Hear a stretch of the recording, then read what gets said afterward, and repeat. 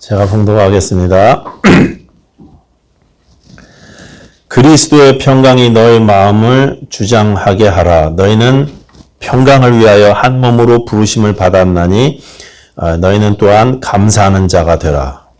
그리스도의 말씀이 너희 속에 풍성히 거하여 모든 지혜로 피차 가르치며 권면하고 시와 찬송과 신령한 노래를 부르며 감사하는 마음으로 하나님을 찬양하고 또 무엇을 하든지 말에나 일에나 다 주 예수의 이름으로 하고 그를 힘입어 하나님 아버지께 감사하라. 아멘. 다시 한번 기도하겠습니다. 하나님 아버지 감사합니다. 이 시간에 우리에게 주신 이 귀하신 말씀을 하나님의 음성으로 듣게 하시고 우리 삶 가운데 감사가 넘치게 하여 주시옵소서. 믿음으로 살게 하여 주시옵소서. 예수님 이름으로 기도하였습니다. 아멘. 제가 전에 바나나를 처음 먹어봤던 경험을 말씀드렸었잖아요. 우리 교회 젊은 여자 청년분이 이제 시골에서 상경하셔서 공장을 다니시는 분들이셨는데 그분 중에 한 분이 바나나를 보고 델몬트 바나나를 보고 목사님 가정이 생각나셨다 그러면서 이렇게 사오셨어요. 그 비싼 바나나를 자기도 넉넉지 않으면서. 근데 돈이 없어서 한 다발을 못 사고 한 개를 딱 사오셨는데 한 개, 우리 집 식구가 6명입니다. 그러니까 그 바나나를 앞에다 두고 6조각으로 나눠서 한 조각씩 먹어본 게 처음 먹어본 거예요. 너무 맛있었어요. 너무 맛있었고, 그분이 우리를 이렇게 생각해 주셨구나, 이렇게 사랑해 주시는구나, 이런 마음 때문에 너무나 이게 감사했던 기억이 있습니다. 제 아버님도 그게 너무나 감사했는지 우리가 뭐라고 이렇게 귀한 바나나를 이렇게 선물로 주셨나 해갖고, 그걸 앞에다 놔두고 온 식구들 앞에 두시고 이렇게 감사기도 하시고 그 자매님을 축복기도 하셨던 그 기억이 지금도 생각납니다. 그렇게 귀하고 감사했던 그 바나나가 요즘에는 말이죠. 저희 집에 제 아내가 가끔 먹으라고 이렇게 다발로 이렇게 사다 놓는데 쳐다보지도 않습니다. 한 개는커녕 한 조각은커녕 막 박스채 갖다 놔도 별로 귀하게 생각하지를 않습니다. 별로 이렇게 감흥이 없어요. 이렇게 바나나를 풍성히 먹을 수 있는 능력과 상황을 주셨음에도 불구하고 제 마음이 옛날에 그 한 조각 먹었을 때처럼 그렇게 감사하는 마음이 없다는 것입니다. 이 정도를 먹는 건 현대인의 소득 수준에서 당연한 거니까 미국 사람, 한국 사람 치고 바나나 못 먹는 사람 있나? 이런 마음이 제 안에 들기 시작하니까 그렇겠죠. 나는 이 정도는 먹을 만한 자격이 되니까. 어릴 때 저희 집에는요, TV가 없었습니다. 그래갖고, TV를 보고 싶으면 어린이 프로가 항상 6시인가 뭐 그때부터 해서 한 7시까지 이렇게 있는데, 그러면 그 시간에는 교회 옆에 안수 집사님 댁에 갔습니다. 그 집에 텔레비전이 있었어요. 그래갖고 그 집에 가서 텔레비를 보고 혹시 밥도 주시면 밥도 얻어먹고 그리고 집으로 왔습니다. 항상 그랬는데 어느 날 우리 집에도 TV가 생겼습니다. 제 기억에 한 14인치 정도 되는 그런 TV였는데 그 14인치도 되게 컸던 것 같아요. 느낌을. 흑백 텔레비전. TV가 생기니까 너무 좋아갖고 그때 한 신났었습니다. 이제 더 이상 안수 집사님 댁에 안 가도 되니까 우리 집에서 봐도 되니까. 그 텔레비전 되게 오래 썼죠. 옆에 막 안 나올 땐 옆에 막 쾅쾅 치면서 볼 정도까지 이렇게 되게 오래 썼었는데 지금은 집에 텔레비전이 막 2대, 3대씩 있잖아요. 큰 거 막 50인치 넘는 그런 텔레비전이 있는데도 TV 그런 별 감흥은 없습니다. 있어도 그만, 뭐 없어도 그만. 뭐 좋은 TV를 요새 이제 많이 갖고 사는데 텔레비전 큰 거 마련했다고 좋은 TV 생겼다고 막 감사하고 기뻐하고 하나님을 찬미하고 이러는 사람들 본 적이 거의 없는 것 같습니다. 뭐 나 정도 되면 그냥 TV가 아니라 집에 한 70인치 정도 되는 스마트 TV 정도는 가지고 있어야지. 이게 당연한 거지. 이런 생각을 하기 때문에 감사가 없는 게 아닌가 이런 생각을 합니다. 여러분, 내가 자격이 있으니까 누리는 거다. 내가 누리는 건 당연한 거다. 이런 생각이 들면은 서서히 이런 감격도 사라지는 것 같아요. 소득 수준이 늘어나면서 또 삶의 질이, 우리가 보통 삶의 질이라 그러잖아요. 삶의 질이 높아져 가면서 더욱 감사하는 게 아니라 오히려 우리 안에 감사의 마음이 사라져 가더라는 거예요. 소득 수준과 또 삶의 질과 감사의 마음이 정비례하면 정말 좋겠는데 반비례하는 모습을 주변에서 많이 봤다는 것입니다. 제 느낌이 맞다면 요즘에 옛날보다 너무나 잘 살지 않습니까? 그런데 점점 더 무서운 일들, 점점 더 막 삭막한 일들은 많이 생기는 것 같다, 이런 생각을 합니다. 어릴 때보다 지금이 더 풍성하고 또 더 잘 사는데 감사할 조건들이 더 많아진 것 같은데 실상은 우리 마음속에, 우리 삶에 감사하는 마음이 점점 더 약해져 갑니다. 왜 그랬을까요? 왜 그럴까요? 이 모든 게 은혜라는 사실을 잊었기 때문에 그렇습니다. 자격이 없는 나에게 선물로 주신 것이라는 사실을 잊고 내가 번 돈이니까, 내가 수고한 거니까 내가 누릴 자격이 있다고 생각하는 순간 그렇게 됩니다. 나 정도 되면 당연히 누려야 될 것들이라고 착각하기 때문에 감사가 사라지는 것입니다. 여러분, 우리가 가진 모든 것이 다 하나님의 선물입니다. 내가 한국인으로 태어난 것도, 또 미국에 와서 정착하게 된 것도, 가정을 이루어서 함께 하나님을 예배하게 된 것도, 이 모든 것이 다 하나님의 은혜입니다. 자격이 없지만 그냥 일방적으로 주신 선물이라는 말씀입니다.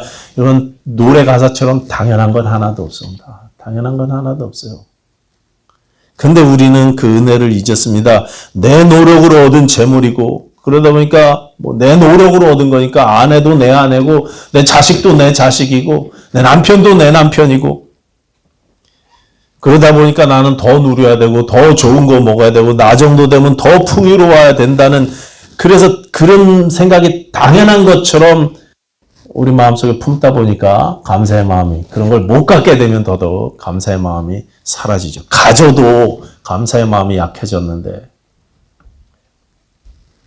하나님께서는 예수 그리스도를 허락하셔서 우리에게 모든 좋은 것들을 다 주셨습니다.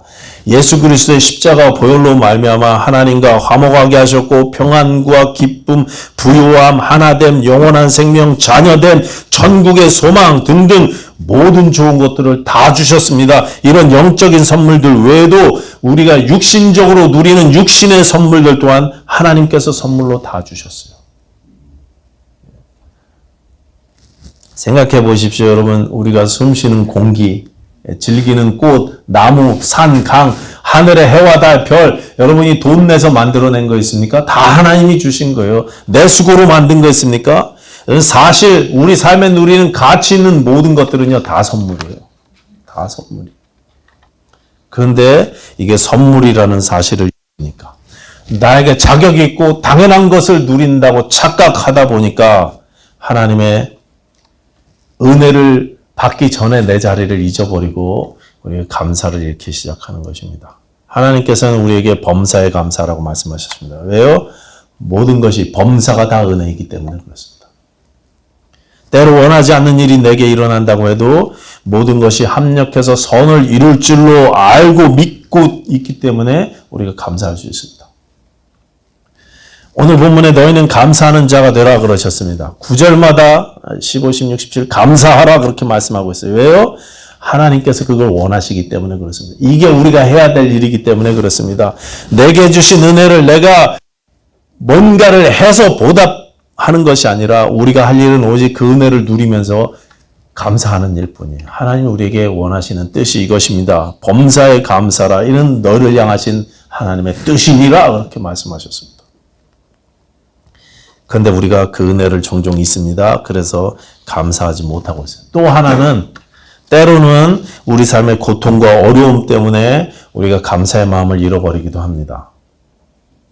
아까 주기한 목사님 잠깐 언급하셨지만 애굽에서 400년 동안 노예로 살던 이스라엘 백성들은요, 점점 더 심해지는 이 노역으로 말미암아 고통을 겪었어요. 그래서 하나님께 막 부르짖기 시작했습니다. 그때 하나님께서 그들의 기도를 들으시고 예전에 그 약속, 아브라함에게 주셨던 약속을 기억해내시고 그리고 그들을 강한 손과 편팔로 구원해내셨습니다.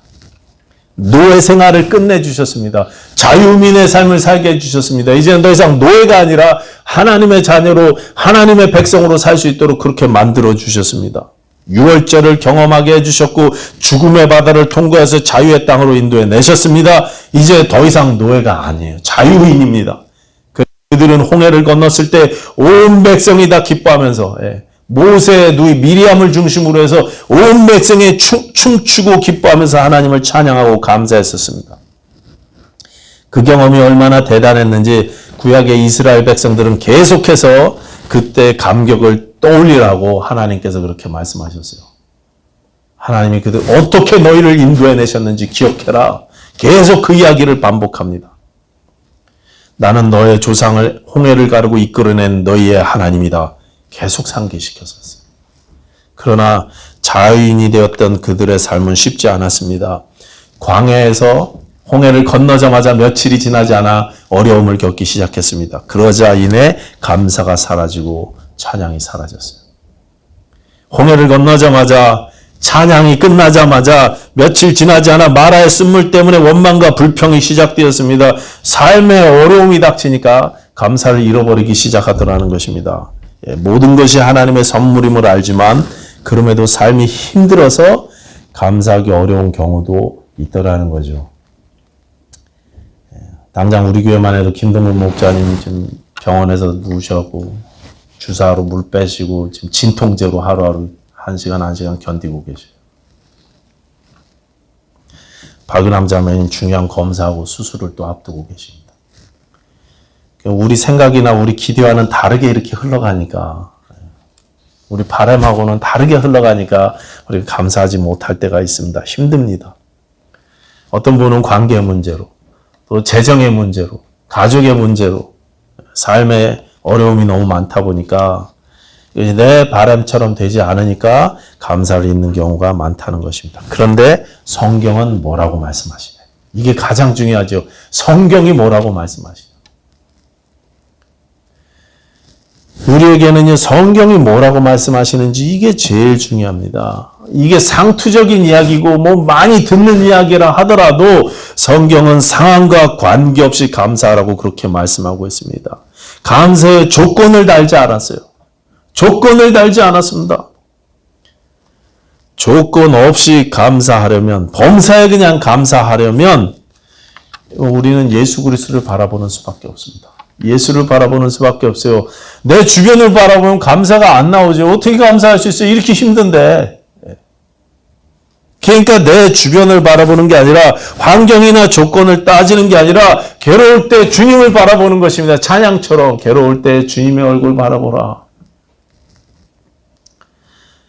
예수 그리스도를 바라보면서 마음을 지키는 것입니다. 그렇게 감사하는 것입니다. 나를 보는 게 아니라 예수를 바라보면서 이기는 것입니다. 요즘에 제가 지나간 가요, 옛날 노래들 이렇게 인터넷에 운전하면서 유튜브를 검색해서 들어봤는데, 그냥 들어봤는데 가사가 그런 내용인지는 몰랐는데, 이게 이런 노래였구나. 그런 거를 아주 익숙한 멜로디라서 그런 노래들을 이렇게 많이 듣고 있어요. 제가 듣기도 하고 따라 부르기도 하고 배워보기도 하고 그럽니다. 예전에는 많이 안 불렀었는데 좋더라고요. 가을이 돼서 그런지. 근데 그 중에 어떤 노래가 이제 노래 가사 좀 쓸쓸하고 좀 슬픈 그런 구슬픈 노래인데 그 아래 댓글에 어떤 아주머니가 이렇게 한 40 중반 된 여자분이신데 이렇게 썼어요. 먼저 떠나간 자기 남편을 그리면서 이 노래를 듣고 있어요.